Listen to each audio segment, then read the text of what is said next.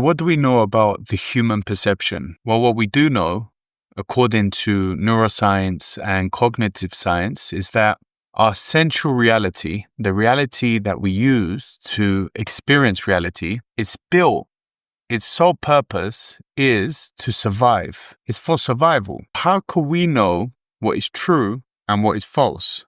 If we go by our senses, we know that the senses are not built to reveal the absolute truth.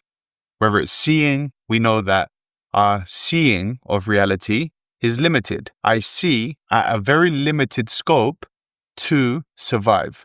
And it's the same with feeling, hearing, and tasting. So these senses are very important. Without them, we wouldn't be able to function in this world.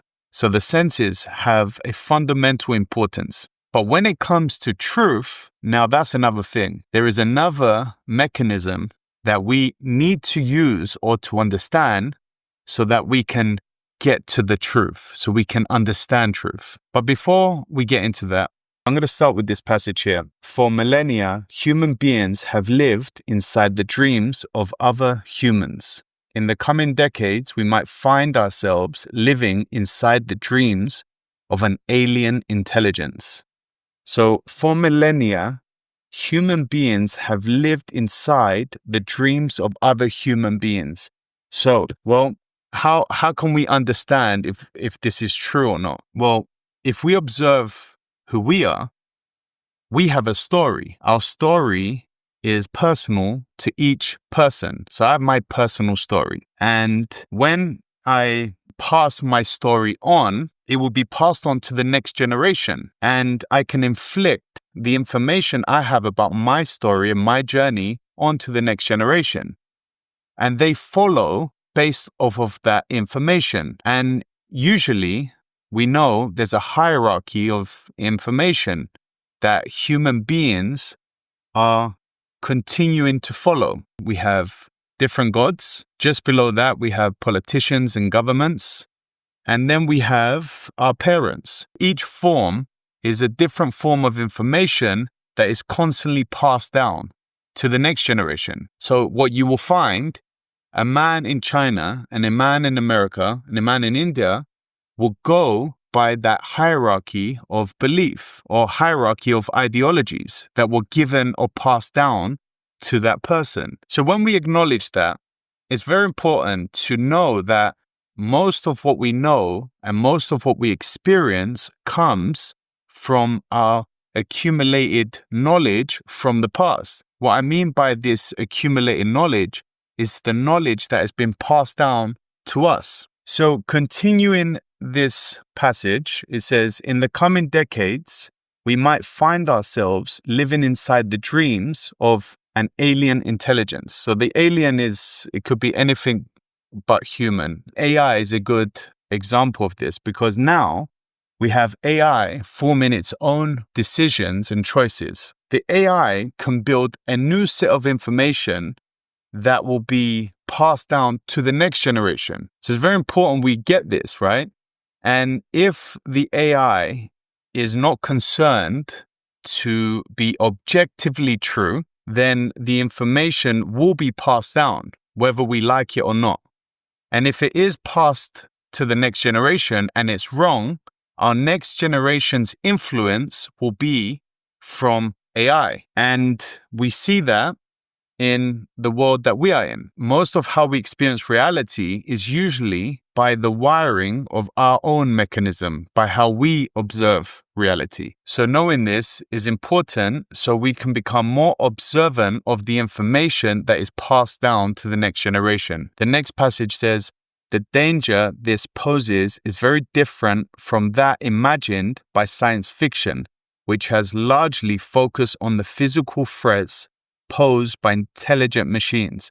The Matrix proposed that to gain total control of human society, computers would have to first gain physical control over our brains, hooking them directly to computer network. But in order to manipulate humans, there is no need to physically hook brains to computers. Now, why is that?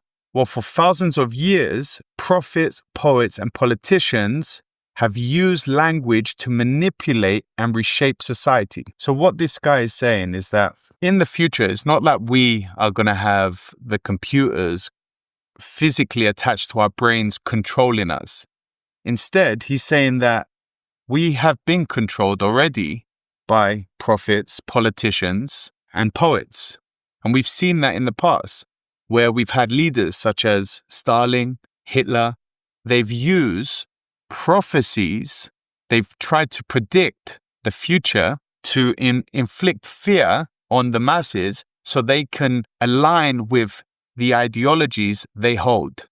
For instance, Hitler made the Germans believe that they were superior to everyone else and to make Germany great again. And eventually they started to believe him, and it gained that momentum that we know in history, where they eventually started to kill a lot of innocent people. We have many stories where people believed that there were actual witches and they would burn them, they would torture them because they thought that they were possessed by demons.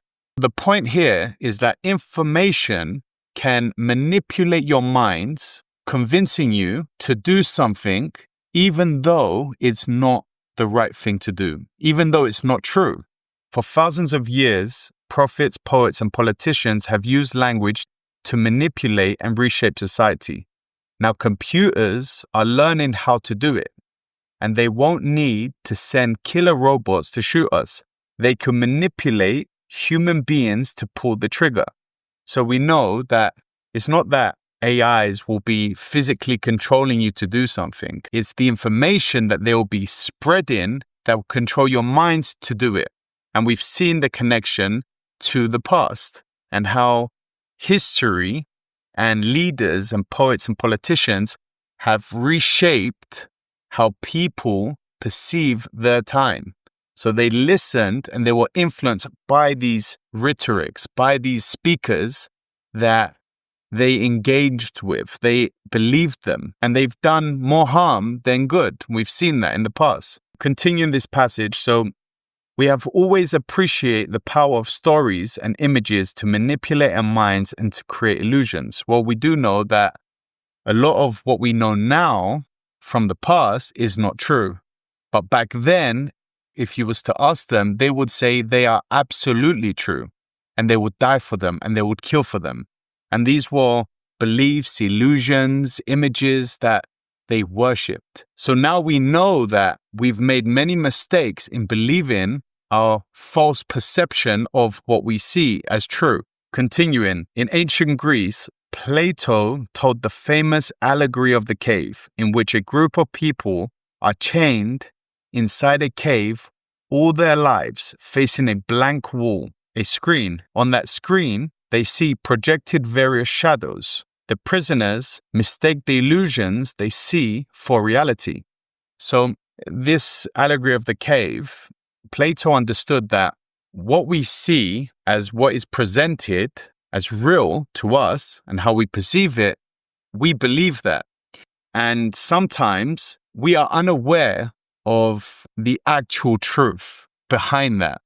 This allegory of the cave is a great example of showing our own ignorance. For instance, the people that are tied up only see the wall, and everything behind them they can't see.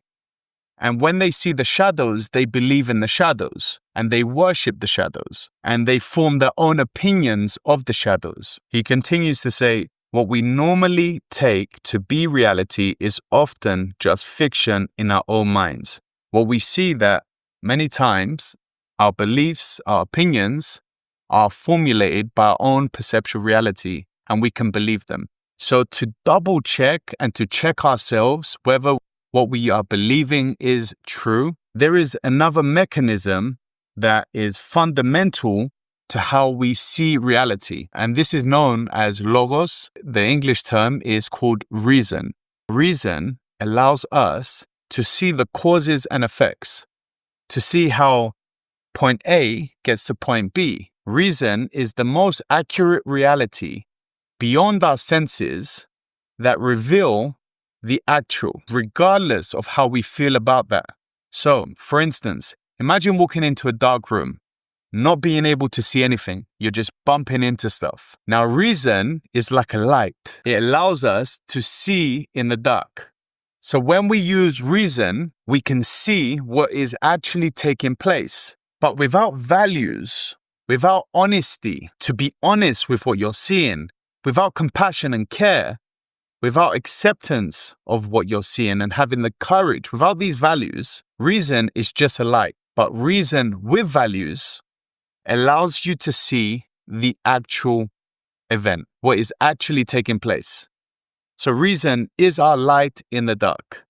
And especially in the time of this era where we have AI and information that is being pumped out everywhere, reason and values hold even more importance because there is more information than what we had in the past. But the good thing is we are more equipped to learn how to use reason. Logos is what guides us towards truth. It goes beyond our perception. It goes beyond our senses, how we feel. It goes beyond the information we hold in our minds. And when we have the courage to accept with honesty, we see the actual truth. Just to sum this up, our perceptual reality is limited and it's not for the reality of truth. Reason is. Reason allows us to see what is when you have values like honesty, compassion, acceptance, and courage. So I hope you've enjoyed this video. I'll see you in the next one.